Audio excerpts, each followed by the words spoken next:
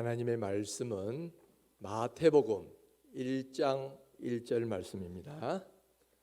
아브라함과 다윗의 자손 예수 그리스도의 계보라. 아멘.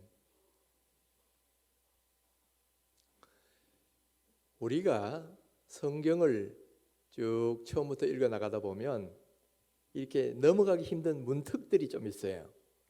주로 어떤 것이 그러냐면은 첫 번째는 이 율법 가운데도 특별히 제사 방법이나 혹은 성막의 구조 같은 것들을 말씀하시는 그런 부분이 있죠. 뭐 광이 몇 규빗, 고가 몇 규빗 막 이렇게 막 자세하게 설명하는데 뭐가 뭔지 하나도 모르겠고 여기서 참 넘어가기가 쉽지 않아요. 그다음에 두 번째 또 문턱이 어떤 것이냐면은 족보입니다. 누가 누구를 낳고 누가 누구를 낳고 막 이렇게 쭉 계속 족보가 나오는데 참 지루하다, 좀 따분하다 이런 느낌이 들어가지고 때로는 그런 곳에서 우리가 성경 읽는 것이 잠시 멈춰줄 때도 있다는 거예요. 그런데 참 이상하게도 이 신약 성경의 제일 처음에 나오는 마태복음이 1장이 바로 이 족보에서 시작한다는 거예요. 방금 우리가 읽은 것처럼 아브라함과 다윗의 자손 예수 그리스도의 계보라 이렇게 말하고는 아브라함이 누구를 낳고 누가 누구를 낳고 이러면서 쭉 이어지다가 마지막에 예수 그리스도가 나시니라 하고 긴 족보가 나와요. 자, 여기서 우리가 한번 의문을 가질 필요가 있죠. 왜 신약 성경의 제일 첫머리를 이런 인간적으로 생각하면 좀 따분하기도 한 이 긴 족보 이야기로부터 시작할까 하는 그런 얘기예요. 우리가 보기에는 여러분 그냥 별거 아닌 것처럼 보일지 몰라도 그러나 여기는 대단히 중요한 의미가 들어있다라는 거예요. 아주 중요한 의미가 크게 보면 두 가지 중요한 의미가 들어있어요. 자, 예수님이 아브라함과 다윗의 자손이라는 사실이 왜 중요하냐면 첫 번째는 그것이 곧 예수님이 메시아임을 증명하는 그런 내용이기 때문에 그렇습니다. 여러분 마태복음은 모든 사람들을 위해 주신 성경이기도 하지만 우선적으로 1차적으로는 주로 보면 유대인들을 위해 쓴 책이에요. 마치 누가복음은 주로 이방인들을 타겟으로 해서 쓴 책이라 그러면 이 마태복음은 유대인들을 대상으로 주 대상으로 해서 쓴 책이란 말이에요. 그런데 당시 유대인들은 구약 성경에 예언된 그 메시아를 늘 기다려왔어요. 그렇기 때문에 지금 이 마태는 무엇을 강조하느냐면 예수님이 구약 선지자들이 기록한 그 메시아다라는 것을 말씀하려고 하는 거예요. 그러다 보니까 이 마태복음에는 구약 성경을 많이 인용을 합니다. 바로 대표적인 예가 마태복음 1장 22절인데 이렇게 되어 있습니다. 이 모든 일이 된 것은 주께서 선지자로 하신 말씀을 이루려 하심이니. 바로 예수님의 행동이나 말 그 어떤 하나까지도 다 사실은 구약 선지자들의 예언이 이루어진 거다라는 거죠. 그런데 특별히 그 예언 가운데도 어떤 예언이 있냐면은 메시아는 아브라함과 다윗의 자손이다라는 예언이 있어요. 그러니까 마태복음은 특별히 예수님이 아브라함과 다윗의 자손이라는 것을 말함으로써 예수님이 구약에 말하는 그 메시아임을 지금 증명하려고 하는 거예요. 그래서 여러분 우리가 이 족보가 왜 이렇게 나왔을까 할 때는 다른 것이 아니에요. 예수님이 구약 선지자들이 말한 그 메시아임을 증명하기 위해서 그렇게 쓰고 있다는 거예요. 자, 그러면 구체적으로 아브라함과 다윗하고 예수님 무슨 상관이 있느냐 하는 것. 자, 우리가 그걸 알기 위해서는 먼저 아브라함에게 주신 하나님의 언약을 볼 필요가 있어요. 이 창세기 12장에 보면 하나님께서 아브라함을 갈대아우르에서 불러내시면서 몇 가지 언약을 맺으셔요. 내가 내 이름을 창대케 하고 그 다음에 그러면서 쭉 가서 3절에 12장 3절에 가면 땅의 모든 족속이 너로 말미암아 복을 얻을 것이라 이렇게 언약을 주십니다. 땅의 모든 족속이 너로 말미암아 복을 얻을 것이라 그랬는데 이것을 조금 더 구체적으로 말씀하신 게 창세기 22장 18절에 나와요. 내 씨로 말미암아 천하 만민이 복을 받으리라, 이렇게 말씀하시거든요. 그러니까 하나님께서 아브라함을 부르셔서 그의 선택된 어떤 그 사람으로 선택하실 때에 미리 언약을 주시는데, 내가 너의 씨로 말미암아, 너의 후손으로 말미암아 천하 만민이 복을 받게 해주겠다, 그렇게 약속하고 계신 거예요. 그래서 이것을 일컬어서 아브라함 언약이다, 그렇게 이야기를 합니다. 자, 그런데 여기서 말하는 내 씨로 말미암아 천하 만민이 복을 받으라 했을 때 이 씨가 누구를 가리키는 거냐면 바로 예수 그리스도를 가리킨다는 거예요. 그것을 잘 주석해 주는 성경이 갈라디아서 3장 16절입니다. 여러분, 오늘은 제가 성경을 많이 좀 볼 거예요. 왜냐하면 신약과 구약의 이 예언된 것들을 어떻게 돼가지고 이렇게 되는지를 좀 보기 위해서 신구약을 왔다 갔다 하면서 성경을 많이 볼 텐데 여러분 잘 따라오셨으면 좋겠어요. 자, 갈라디아서 3장 16절에는 바로 창세기 22장 18절에 있는 말씀을 염두에 두고 이렇게 말씀합니다. 여럿을 가리켜 그 자손들이라 하지 아니하시고 오직 한 사람을 가리켜 내 자손이라 하셨으니 곧 그리스도시라. 바로 아브라함에게 약속하신 내 씨로 말미암아 만민이 복을 받을 것이라고 했는 그 예수가, 그 씨가 누구를 가리키냐면 예수님을 가리킨 것이다, 그렇게 말씀하고 있죠. 그러므로 하나님께서 이미 아브라함을 부르실 때부터 예수 그리스도가 아브라함의 자손으로 태어날 것을 미리 말씀하신 거예요. 그리고 그 예수로 말미암아 천하 만민이 복을 받게 될 거라는 것을 이 예언 속에서, 언약 속에서 이미 말씀하고 계셔요. 바로 그것을 염두에 두고 바로 마태는 예수님이 아브라함의 자손이라는 것을 이렇게 강조하고 있더라는 거예요. 그러면 다윗의 자손이라는 말은 뭐냐? 다윗하고는 예수님하고 어떻게 연결되느냐? 다윗은 하나님에 대한 열심이 많았죠. 그래서 하나님이 성전을 지으려고 했어요. 그러나 하나님께서는 다윗에게는 그 성전을 허락하지 않으셨지만은, 그러나 그 성전을 짓고자 하는 그 마음을 아주 귀하게 보셨어요. 그래서 이 다윗에게 많은 축복을 주시는데, 자, 언약으로 주시는 말씀 가운데 하나가 이거예요. 내 수완이 차서 내 조상들과 함께 누울 때에 내가 내 몸에서 날 내 씨를 뒤에 세워 그의 나라를 견고하게 하리라. 그는 내 이름을 위하여 집을 건축할 것이요 나는 그의 나라의 왕위를 영원히 견고하게 하리라 그랬어요. 자, 하나님이 이렇게 기특한 이 다윗을 보면서 여러 가지 축복의 말씀을 언약을 해주시는데, 그 중에 뭐냐면 내 씨로, 내 몸에서 날 씨가 그새 세워서 그의 나라를 견고하게 해줄 것이다, 또 그가 내 전을 지을 것이다, 이렇게 말하는데, 그것은 1차적으로는 솔로몬을 가리키기도 해요. 그러나 궁극적으로는 그 말씀은 메시아에 대한 예언입니다. 왜 그러냐?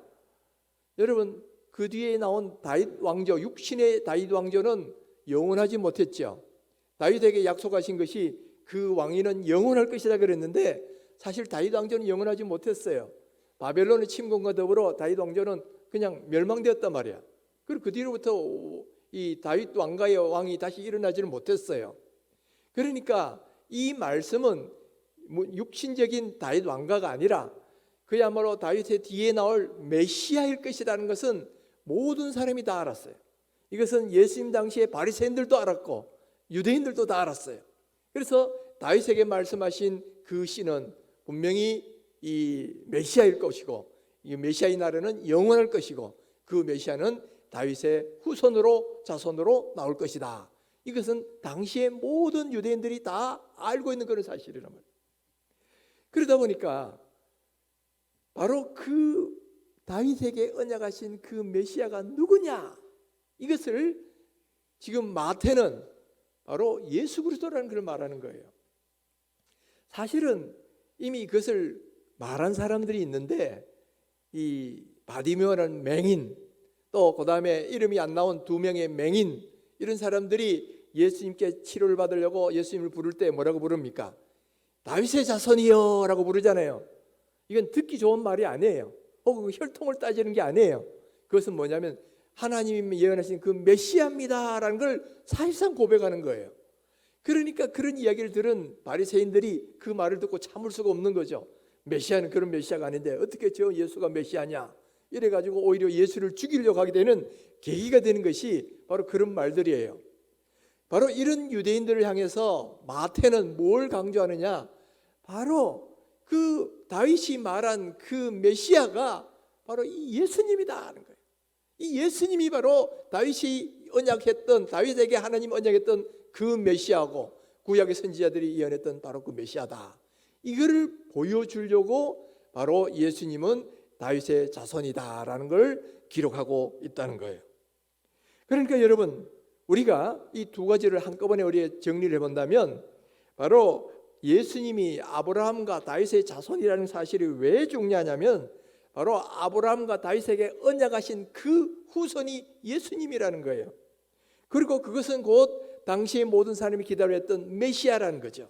그래서 예수님이 메시아임을 분명하게 말하기 위해서 바로 예수님은 아브라함과 다윗의 자손이다라는 것을 말하기 위해서 족보를 기록했다는 거예요. 자, 이것이 첫 번째 중요한 이유고요. 두 번째 또 중요한 이유가 하나 더 있더라는 거예요. 그것은 바로 예수님이 아브라함과 다윗의 자손이라는 사실이 곧 온 인류의 구원을 의미하는, 즉 성교적 개념을 포함하고 있는 그런 말이라는 거예요. 유대인들은, 특히 또 바리새인들은 크게 오해하고 있는 것 중에 하나가 뭐냐면은, 이 하나님께서 예언하신, 말씀하신 그 메시아는 바로 이스라엘 민족을 해방시킬 정치적인 메시아로 생각을 했다는 거예요. 그리고 이 이스라엘 사람들이 굉장히 잘못된 세계관을 하나 갖고 있었는 게 뭐냐면은, 하나님이 자기 이스라엘 민족만 하나님의 백성으로 선택하셨고 다른 이방 민족은 아니다라는 거예요. 그러니까 이방 민족은 마치 뭐와 같았냐면 개와 같은 그런 민족이라고 아주 업신여겼어요.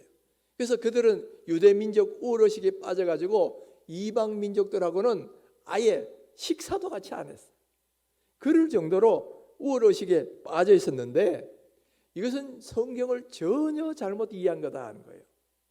자, 그 예가 뭐냐면은, 하나님께서 아브라함을 부르실 때에 내 씨로 말미암아 유대인들이 복을 받을 것이라 이렇게 말씀하지 않으셨어요.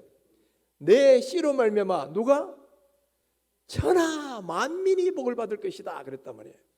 천하 만민이라는 것은 영어로 all peoples on earth, 지구상에 있는 모든 민족들이 다 복을 받을 것이라는 그런 말인 거예요. 그러니까 하나님께서 아브라함에게 약속하신 것은 그 아브라함의 후손인 그 예수로 말미암아 유대인들만 복을 받게 하시는 것이 아니라 모든 천하 만민이 다 복을 받게 해 주실 것이다 하는 거예요. 바로 이것이 원대한 선교 계획이 이미 그 속에 들어 있었다는 거죠. 여러분, 예수님은 바로 이 하나님의 원대한 계획을 따라서 이 땅에 오신 거예요. 그리고 그 원대한 계획을 이루시려고 우리 죄를 위하여 십자가에 달려 돌아가셨어요. 그래서 우리가 예수를 믿을 때 우리도 하나님의 자녀가 된다는 거예요. 우리가 인간적으로 보면 우리 대한민국 사람들은 저 유대인들이 보기에는 이방인입니다. 그리고 과거식으로 생각하면 우리는 하나님의 언약 밖에 있고 전혀 어떤 하나님의 거룩한 백성이 될 수가 없는 그런 존재들이죠. 그러나 여러분, 하나님의 원래 계획은 그런 것이 아니었다는 거예요. 아브라함을 부를 때부터, 그 이스라엘 민족의 조상이라고 하는 아브라함을 부를 때부터 그 원래 계획은 아브라함의 자손으로 말미암아, 다시 장차 오실 메시아로 말미암아 온 천하 만민이 다 복을 받게 하실 것이라는 거죠.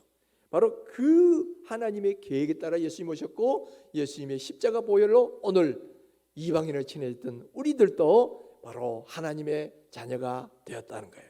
할렐루야. 이 계획이 하나님의 원대한 아브라함 언약 속에 다 들어있었다는 거예요. 그러면 이 예수님이 이 땅에 오실 때에 그냥 오신 게 아니에요. 하나님 나라를 가지고 오셨어요. 그래서 예수님이 공생의 사역 시작할 때 제일 일성이 뭐냐면은 회개하라, 천국이 가까이 왔느니라 이렇게 말씀하시잖아요. 예수님은 곧 이 땅에 하나님 나라를 함께 가지고 오셨어요.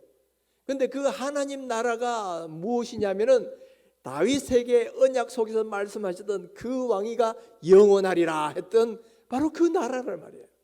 그러니까 이 메시아는 그 왕위가 영원할 것이라 했는데 그 바로 하나님 나라, 예수님과 더불어 이 땅에 임할 하나님이 통치하시는 하나님 나라가 영원할 것이고, 바로 그 예수님은 바로 다윗의 후손으로서 그 왕위가 영원할 것이라는 것을 말씀해 주는 그런 말씀인 거예요.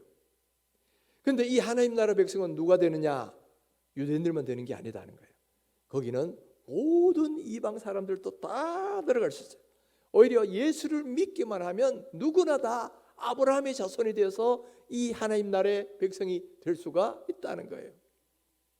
혈통적 유대인들은 그들이 언약을 어기면서 그들이 그 백성의 밖에 나가버렸어요. 대신 영적인 믿음으로 말미암은 아브라함의 후손들, 오늘 여기 있는 우리 성도들이 바로 영적인 하나님의 백성이 되었다는 거예요.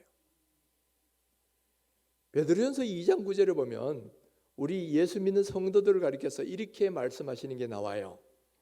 너희는 택하신 족속이요 왕 같은 제사장이요 거룩한 나라요 그의 소유가 된 백성이니, 이렇게 말씀하시죠. 원래 이런 내용은 누구에게 주신 말씀이냐면은 출애굽기에서 이 하나님과 언약을 맺어서 선택을 받은 바로 이스라엘 민족에게 주신 말씀이에요. 너희는 거룩한 제사장 나라가 되리라. 나는 너희 하나님이 되고 너희는 나의 백성이 되리라. 그렇게 약속하셨잖아요. 그래서 이 축복은 원래 혈통적 이스라엘 민족에게 주신 거예요.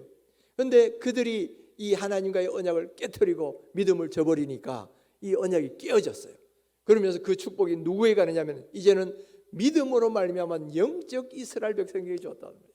그 영적 이스라엘 백성이 누구냐면은 아브라함처럼 믿음으로 어렵게 된 모든 하나님의 백성들, 모든 성도들에게 바로 이 놀라운 축복이 전해지게 됐다는 거예요. 그래서 오늘 우리도 이제는 하나님 나라의 택하신 족속이 됐고요, 제사장, 왕 같은 제사장이 됐고요, 거룩한 나라가 되고 그의 소유된 백성이 되었다는 거예요. 바로 이것은 어느 지역, 어느 민족 할 것 없어요. 전 세계 어느 있든지 어떤 종류의 인종이든지 관계없이 예수를 믿기만 하면 누구나 다 바로 하나님 나라의 백성이 되더라는 거예요. 예수님은 바로 이 땅에 오셔서 십자가의 보혈로 이 하나님 나라를 이 땅에 시작하셨어요. 그리고 나중에 다시 재림하셔서는 이 하나님 나라를 완성시킬 겁니다. 그리고 이 하나님 나라는 영원한 하나님 나라예요. 이 하나님 나라 안에는 이제는 전 세계 모든 민족과 족속들이 다 거기서 하나님을 찬양할 때가 올 것이다 하는 거예요. 바로 그 내용이 요한계시록 7장 10절에 잘 나오고 있어요. 자, 거기 보면 이 일 후에 내가 보니 각 나라와 족속과 백성과 방언에서 아무도 능히 셀 수 없는 큰 무리가 나와 흰옷을 입고 큰 소리로 외쳐 이르되 구원하심이 보좌에 앉으신 우리 하나님과 어린 양에게 있도다. 자, 그러니까 마지막 때 그 영원한 하나님 나라 안에는 바로 각 나라와 족속과 백성과 방언의 큰 무리들이 다 모여서 그곳에서 하나님을 예배하게 될 것이다 라는 것을 이미 사도 요한이 묵시 가운데서 그것을 보았던 거죠. 여러분, 바로 이 나라를 장차 올 다윗의 후손 메시아가 만들 것이라는 것을 하나님께서 다윗 언약 속에 말씀하셨다는 거예요. 그러니까 마태복음 1장 1절에 아브라함과 다윗의 자손 예수 그리스도의 계보다라는 이 말은 곧 예수님이 구약에 예언한 그 메시아이고, 그리고 그런 말미암아 온 민족이 복을 받게 될 것이고 다 구원받게 될 것이라는 그 성교의 위대한 개념이 이 안에 다 포함되어 있더라는 거예요. 자, 이렇게 1장 1절에서는 그렇게 말씀하시고 그 다음 2절부터 쭉 제 족보를 말씀하시는데 그 다음 2절부터 나오는 족보에서는 바로 그 실예를 들어줍니다. 자, 2절부터 16절까지 예수님이 이르는 42대의 이 족보가 쭉 나오는데 특이한 것이 하나 있어요. 그것이 뭐냐면은 그 가운데 여자들의 이름이 4명이 들어가 있다는 겁니다. 보통 족보에는 이 남자들만 들어가죠. 우리나라 족보도 그렇고요. 유대인 족보는 더더욱 그렇습니다. 여자 이름이 안 들어가요. 그런데 예수님의 이 족보 안에 마태가 특별히 4명의 여자의 이름을 집어넣었어요. 그 사람이 누구냐면은 다말, 룻, 라합, 바세바라는 사람이에요. 근데 이 4명의 여자의 공통점이 뭐냐 하면 그들은 다 이방인이었다라는 거예요. 바로 종교개혁자는 마르틴 루터가 그렇게 설명을 하면서 많은 사람들이 그렇게 인정을 합니다. 여러분 먼저 다말은 보세요. 원래 야곱이 그 가나안 땅에 왔을 때 그 지역에 이미 살고 있던 원주민입니다. 그러다가 유다하고 사이에서 그 후손을 베레스를 낳게 되지요. 그다음에 룻은 성경에 나온 대로 모압 여인인데 바로 이스라엘 유대인하고 결혼해서 이스라엘 안으로 들어오게 되었지요. 또 라합도 그 여리고 성에 살던 원래는 기생인데 어쨌든 그 구원받고 난 뒤에 정탐꾼을 숨겨주고 구원받고 난 뒤에 유대인하고 결혼해서 유대인의 족보 안에 들어오되 특별히 예수님의 족보 안에 들어왔어요. 그다음에 마지막 여자가 이 바세바인데 바세바는 약간 좀 애매한 면이 없지는 않아요. 그런데도 대체로 이 바세바도 이방인일 것이라고 많이 해석들 합니다. 그러면 그 근거가 뭐냐 하면은 이 바세바가 이 다윗의 모사였던 아히데벌의 손녀라는 것에 근거를 해요. 이 사무엘하를 보면 아히도벨의 아들이 엘리암이고 엘리암의 딸이 바로 이 바세바예요. 그러니까 아히도벨은 바세바의 할아버지일 것이다라고 하는 겁니다. 그런데 아히도벨을 할 때 설명할 때 길로 사람 이렇게 성경이 말하고 있죠. 그래서 일반적으로는 유대인이면 어느 지파 누구 이렇게 말하는데 그리고 이방인이면 어느 지역 이름을 뜻하는데 지금 길로 사람 아히도벨 이렇게 말하는 걸 봐서 아마 아히도벨이 이방인이 아니었겠느냐. 그러니까 그 손녀인 이 바세바도 이방인일 것이다라고 그렇게 해석을 하는 거예요. 이건 해석이 좀 들어간 이야기죠.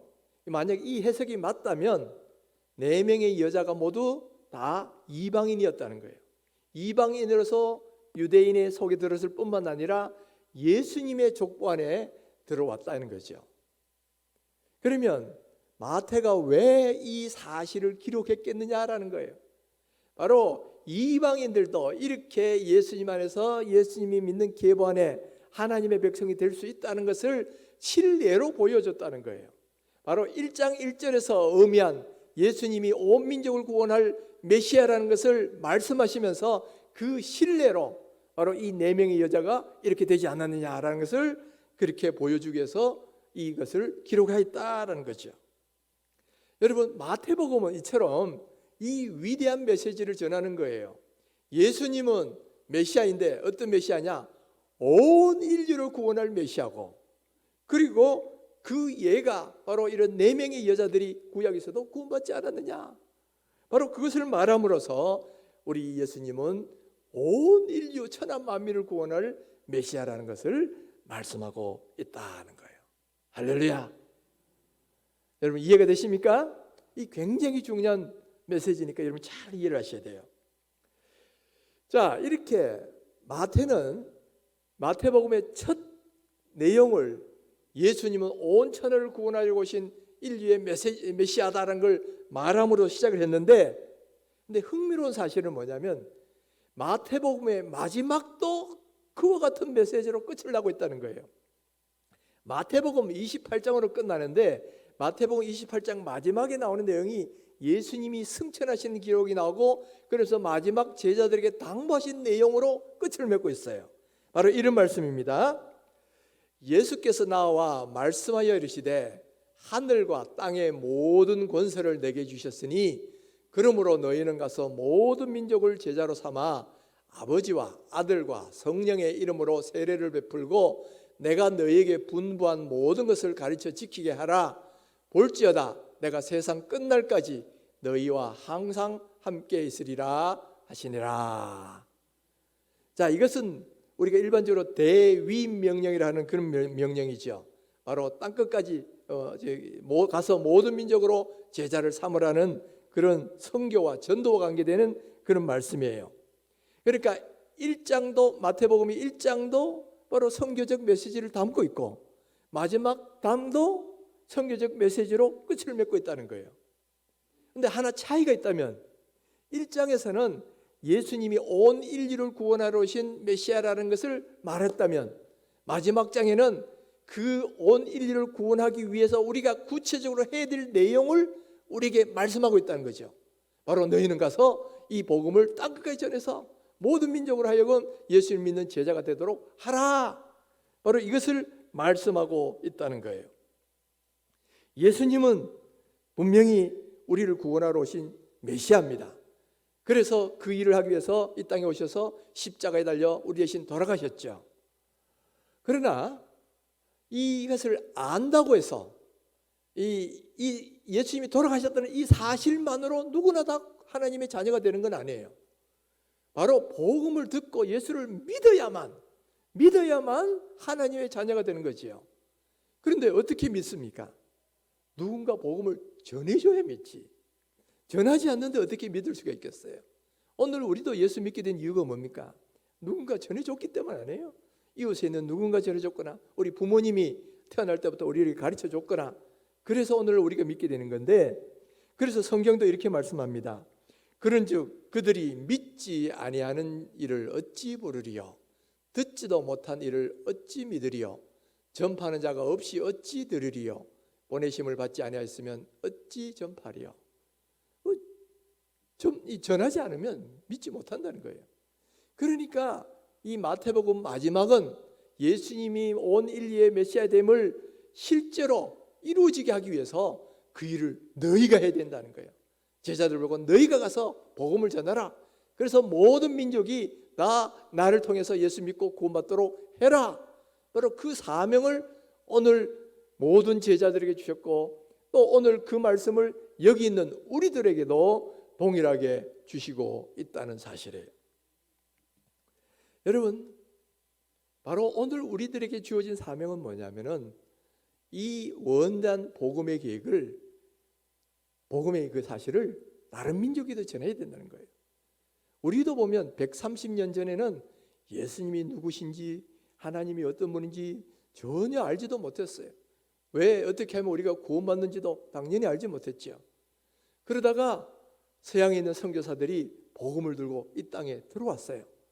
그분들이 전해준 복음을 듣고 오늘 우리가 예수 그리스도를 믿어야 되는구나, 예수를 믿을 때 우리가 구원받는구나, 이것을 알고 오늘 이렇게 예수를 믿고 하나님을 믿는 그런 사람들이 됐죠.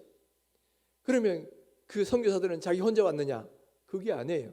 그들 뒤에는 또한 그들에게 보내고 또 그들을 위하여 재정으로 돕고 또 그들을 위해 기도로 후원하는 교회들이 있었기 때문에 오늘 우리가 그 복음을 듣고 하나님의 자녀가 될 수 있었다는 거예요. 그렇다 그러면 우리가 이렇게 거저받았다면 이제 우리도 그런 일을 해야 된다는 거예요. 이제는 우리가 가서 또 안 믿는 사람들에게 이 복음을 전해야 이 복음의 빚을 갚을 수가 있는 거죠. 그래서 오늘 우리에게 주신 사명도 뭐냐면은 우리에게 남긴 사명도 모든 민족으로 제자 삼는 사역, 주의 복음 전하는 사역, 이거 우리가 감당하셔야 돼요. 여러분, 예수님이 우리에게 많은 명령 주셨지만 이것만큼 중요한 명령이 없어요. 그래서 이 명령을 이끌어서 지상명령이다 그렇게 말을 합니다. 예수님이 이 승천하시기 전에 마지막으로 유언같이도 주신 말씀이니까 지상명령이에요. 그런데 지상명령이 무슨 뜻이냐면은 한문으로 이를 짓자 위상자를 씁니다. 그러니까 최고의 명령이라는 소리예요. 절대 거역할 수 없는, 반드시 순종해야 되는 가장 중요한 명령이 지상명령이라는 뜻인데, 바로 그 내용이 그것이 뭐냐면 주의 복음을 모든 민족에게 전하라는 거지요. 그러니까 여러분, 이 주님의 명령에 따라 복음을 전해야 될 그런 사명이 오늘 여기 있는 저와 여러분에게 주어져 있다라는 거예요. 우리 교회는 지난 50년간 이 사명을 참 열심히 감당했습니다. 우리 교회사를, 우리 힌돌교회 교회사를 읽어보면요, 우리 이정일 목사님이 이 교회를 설립하시고 개척한 지 몇 년 지나지 않았어요. 개척교회니까 교세가 형편없겠죠. 재정 상황도 그렇게 좋지를 않았어요. 그럼에도 불구하고 몇 년 지나지 않아서 선교회를 조직하셨어요.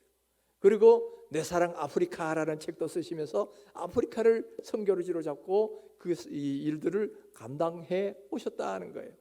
그래서 지금까지도 잘 감당해 왔는데, 지난 50년을 은혜 가운데 그렇게 했다면 앞으로 50년은 이 일을 더 잘 감당해야 된다는 거예요. 더 잘 감당해야 될 사명이 우리에게 있어요. 그래서 이제 올해가 희년이고 이제 새로 이제 50년을 시작했는데, 바로 그런 마음으로 이 선교 사명을 계속적으로 잘 감당하자는 거예요. 그러려면 다른 게 아니에요. 우리가 직접 갈 수는 없으니까 우리가 다른 선교사를 보내고 그들에게 선교비를 후원하고 또 기도로 계속 돕는 거예요. 그 사명이 오늘 우리들에게 주어져 있어요. 그래서 오늘 우리가 선교주일이어서 내년도 선교 헌금을 작정하려고 해요. 여러분, 선교 헌금 작정할 때 하나님께서 나에게 주신 사명을 생각하고 내가 마음에 하나님 감동 주신 대로 선교비를 작정을 하셨으면 좋겠어요. 그리고 헌금만 하는 것이 아니라 계속적으로 기도해 주셔야 돼요.